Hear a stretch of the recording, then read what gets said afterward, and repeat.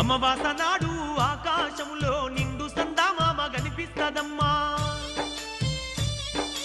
అర్ధరాత్రి సింహ సీకట్లోన మండేటి సూర్యుడు ఉదయిస్తాడమ్మా సర్వజాతులు సంకరమై శంకరులే సామ్రాటులైతారమ్మా మునుముందు జరిగే వింతల్లి గనవమ్మ నేను చెప్పేవన్నీ జరిగి తీరుతాయమ్మా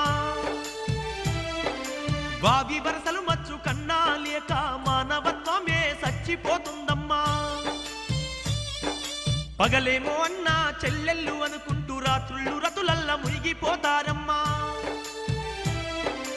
అతి తిండి అతి నిద్ర వల్ల ఈ జనులు విపరీత వ్యాధులతో బాధపడతారమ్మా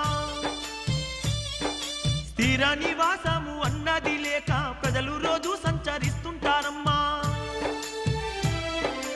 ఓ తల్లి అచ్చమ్మ నా